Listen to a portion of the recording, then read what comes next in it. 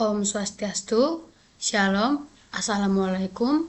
Perkenalkan, nama saya Ervinda Jawab dengan NIM akhir 035. Pada kesempatan ini, saya akan mempresentasikan hasil praktikum desain jaringan IP menggunakan VLSM yang diimplementasikan menggunakan Cisco Packet Tracer. Pendahuluan dalam sebuah jaringan komputer, pengelamatan IP merupakan hal yang sangat penting. Jika pembagian IP tidak dilakukan dengan baik, maka akan terjadi pemborosan alamat IP.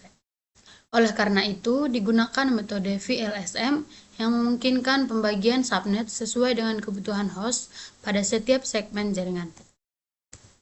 Selanjutnya, tujuan dari praktikum ini adalah untuk menentukan nilai N, K, dan V berdasarkan NIM, kemudian mendesain jaringan dengan minimal 3 router, membagi subnet menggunakan metode VLSM, serta melakukan pengujian konektivitas jaringan.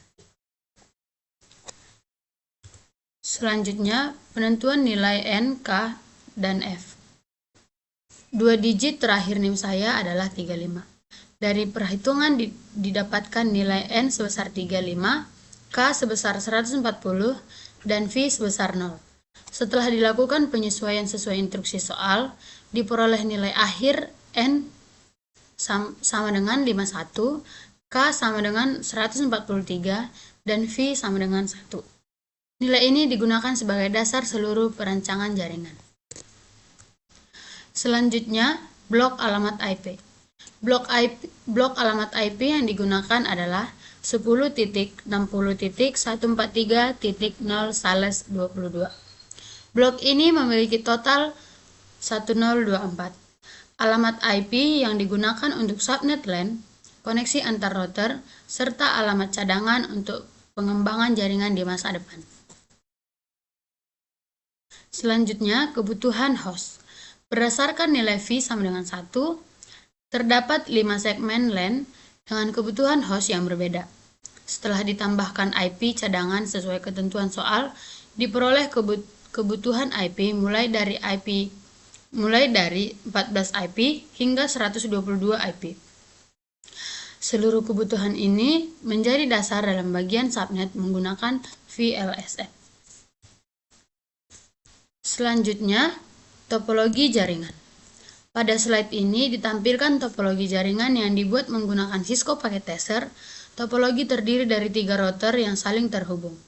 Menggunakan koneksi point-to-point, setiap router terhubung ke satu segmen LAN melalui switch masing-masing PC, mewakili sejumlah host sesuai hasil perhitungan kebutuhan IP. Selanjutnya, konfigurasi IP. Konfigurasi IP address pada PC dilakukan secara statis.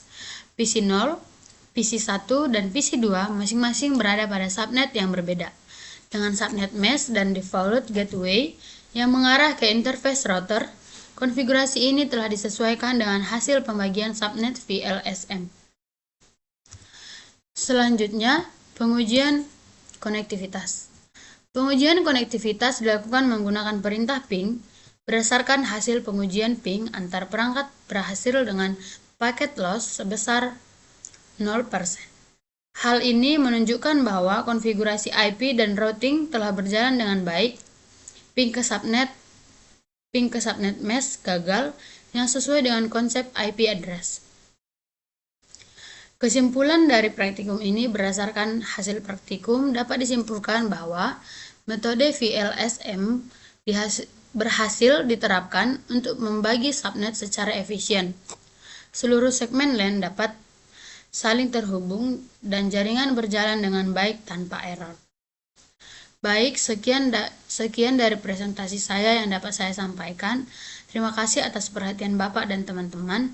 Sekian dan terima kasih.